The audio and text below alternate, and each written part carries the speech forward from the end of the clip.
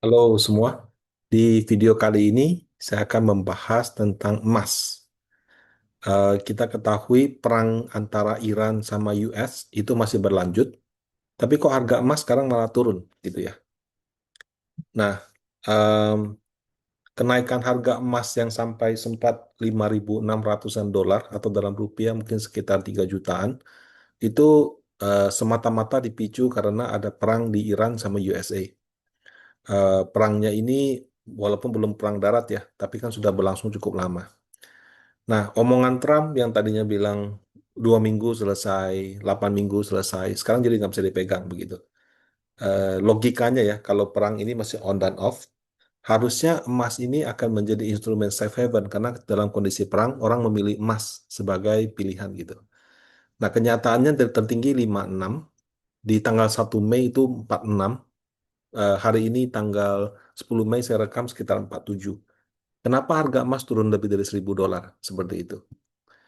Nah, di konten saya yang lalu sudah pernah dijelaskan bahwa ada 4 faktor yang menentukan harga emas. Kenapa? Karena emas itu dia tidak bisa menghasilkan dividen seperti saham, tidak bisa bayar bunga seperti obligasi. Jadi dia itu lebih karena demand dan supply. Nah, demand supply ini supply relatif stabil karena emas itu cuma dari satu tambang emas, yang kedua dari emas yang di recycle. Nah, jumlahnya itu relatif stabil. Kalau permintaan ada 4, ya. Ada teknologi, perhiasan, bank sentral, sama investasi. Jadi kalau kita ingin memahami tentang harga emas kenapa naik turun, kita mungkin harus mempelajari demand sama supply-nya. Nah, dari 4 faktor penyebab demand ini atau 4 sumber utama demand daripada emas, yang paling kecil itu teknologi. Teknologi itu juga banyak orang-orang pintar kan. Jadi kalau misalnya emas itu mungkin masih merupakan salah satu bahan penghantar panas yang sangat baik. Saya nggak gitu jago soal fisika ya. Tapi secara eh, eh, chip atau mesin, emas itu masih merupakan suatu alat, maksudnya suatu bahan yang sangat mendukung gitu. Tapi kalau harganya makin lama makin mahal itu kan isinya orang pintar semua. Mereka mungkin akan cari alternatif lain atau mereka kecilkan size-nya. Contoh kayak chip kan. Chip dulu kan kita tahu ukurannya kayak apa kepingan seperti itu. Makin lama makin kecil, makin lama makin kecil. Dari kepingan jadi kayak SIM card. Dari SIM card sekarang kayak nano gitu. Saking kecilnya.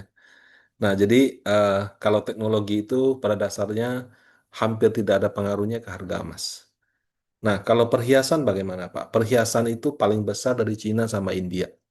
Cuma perhiasan itu dia punya karakteristik itu price taker. Price taker itu artinya dia itu bukan pihak yang menyebabkan harga naik turun, tapi kalau harganya naik atau turun mempengaruhi dia. Eh, Pada dasarnya seperti ini. Jadi kalau emas harganya lagi naik tinggi, biasanya yang beli perhiasan itu mengurangi gitu. Malah yang ada perhiasannya itu dilebur jadi emas dijual karena lebih cuan seperti itu. Sebaliknya ketika harga emas lagi turun, orang koleksi, orang beli emas. Nah, jadi emas itu biasanya dia sebagai price taker, bukan sebagai price maker. Yang lebih punya peran aktif terhadap naik turunnya harga emas, menurut saya ada dua, yaitu demand oleh bank sentral dan demand oleh investasi. Bank sentral itu kan mengelola kas negara, mengelola cadangan devisa. Jadi kalau misalnya negara surplus, surplus kemudian surplus ekspor, surplus jasa kan itu dolarnya disimpan di dalam negeri. Nah, dolar disimpan dalam negeri itu dalam bentuk cadangan devisa. Cadangan devisa itu nggak mesti dolar, bisa mata uang negara lain yang punya banyak hubungan dagang gitu ya. Apakah itu renminbi, apakah itu Swiss franc, apakah itu Sin dollar, apakah itu euro. Tapi yang utama sih biasanya eh, yang US dollar index ya.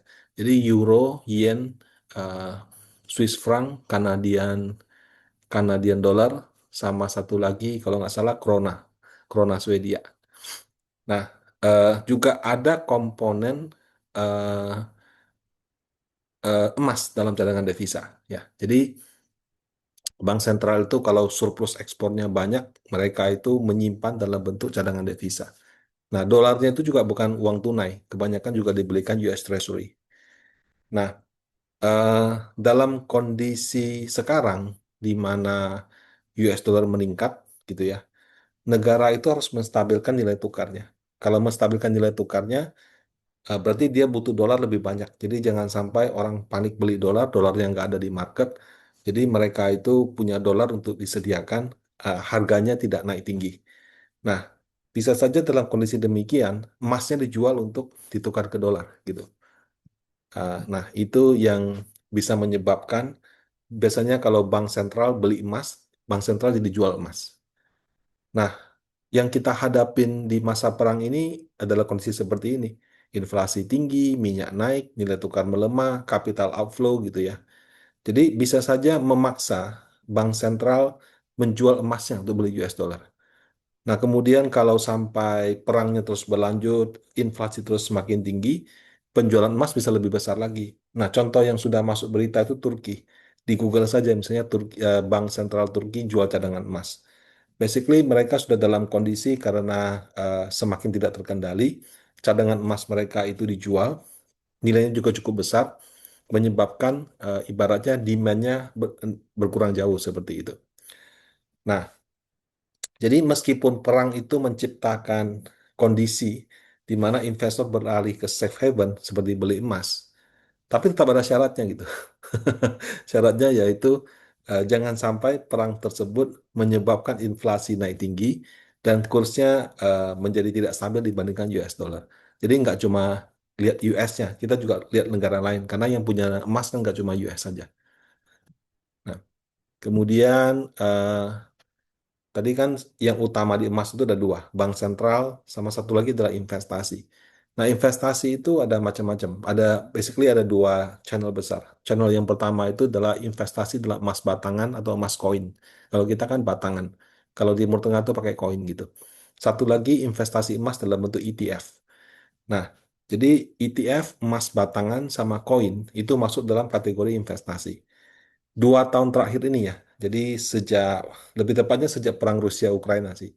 Sejak perang Rusia Ukraina itu eh, orang kan melihat bank sentral beli emas, harga emas jadi naik. Karena harganya naik terus, orang juga mau ikut-ikutan. Nah, cara ikut-ikutannya gimana? Orang bisa beli emas langsung, beli emas batangan, beli toko emas, beli di Pegadaian, beli di Bank BSI. Bisa juga mereka membelinya dalam bentuk ETF. Karena kan kalau beli emasnya harus disimpan. Kalau kita beli dalam bentuk ETF kan kita nggak usah simpan. Nah, karena yang beli itu bukan lagi bank sentral itu kan dia beli karena ada surplus, jual karena harus menstabilkan kondisi.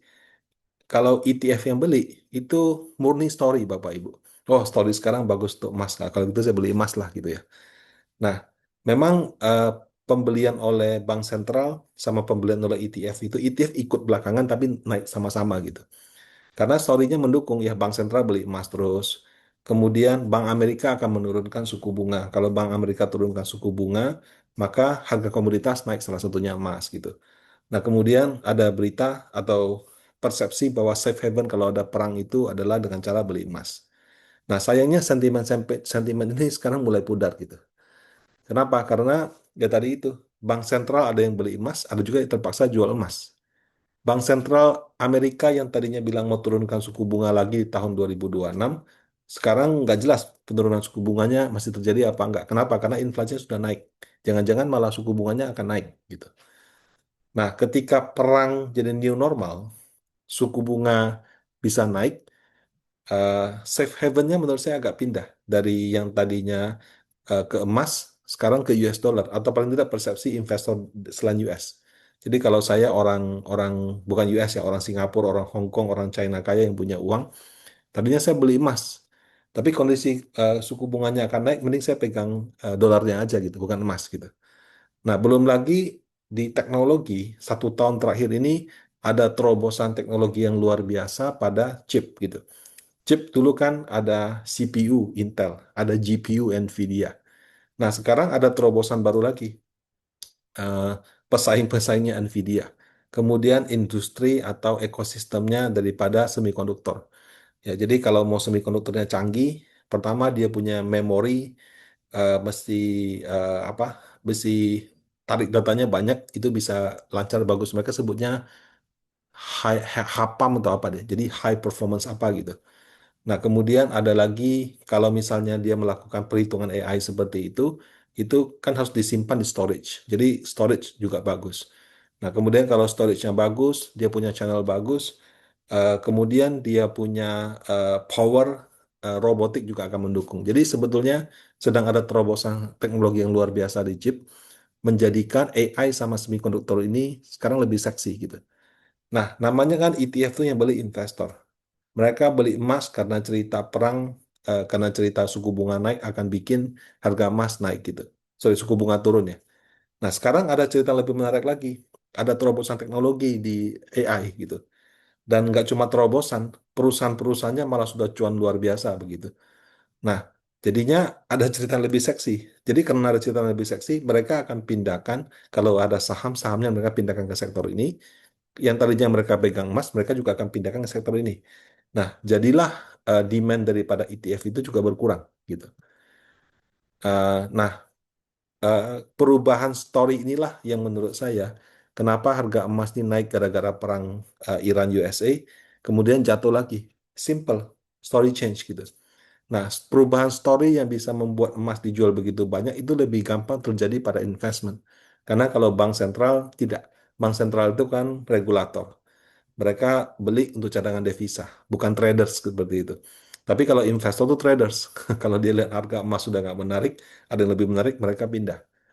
Nah, kebetulan World Gold Council, jadi ini semacam konsil ya, konsil itu saya apa ya, dewan kali ya, dewan emas dunia itu mereka secara rutin mempublikasikan data-data terkait dengan emas.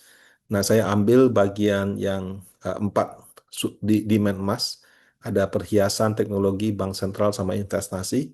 Saya compare Q4 sama Q1. Jadi Q4 tahun lalu sama Q1 2026. Nah, jewelry turun. Jadi harga emas naik, biasanya perhiasan itu malah turun gitu. Ya tadi saya katakan kan, jadi emas itu kalau perhiasan adalah price taker. Kalau harga emasnya naik, orang cenderung untuk jual emasnya. Atau di lebur emasnya dia jual sebagai emas batangan. Teknologi tidak banyak berubah. Central banks itu ada tambah. Ya, central banks kan ada mungkin Turki yang menjual, tapi ada Polandia sama China yang terus-menerus membeli gitu. Nah, investment ini juga turun dari 602 ke 535. Nah, yang 67 ini, meskipun angkanya lebih kecil daripada jewelry, inilah yang menurut saya mendorong penurunan harga. Bukan jewelry. Jewelry sekali lagi dia price taker. Tapi price maker, make ya, itu central bank sama investment. Karena kalau mereka beli jumlahnya besar, mereka jual juga jumlahnya besar. Sementara kalau jewelry ini mungkin terjadinya antara toko emas dengan tambang emas atau toko emas dengan personal yang mungkin jumlahnya tidak begitu besar atau kecil-kecil banget gitu. Jadi bukan faktor yang bisa mempengaruhi harga emas secara langsung. Nah, eh, jadi kalau boleh saya simpulkan, kenapa perang masih berlanjut tapi harga emas malah turun? Simple, story sudah berubah. Nah, apakah nanti harga emas akan all time high lagi? Nanti kalau ada story-nya lagi mungkin bisa. Tapi kalau story-nya sudah nggak ada, biasanya harga emas cenderung stagnan. Kalau crash sih jarang gitu ya. Tapi yang ada mungkin stagnan bertahun-tahun. Nah, demikian konten saya kali ini. Semoga bermanfaat. Terima kasih.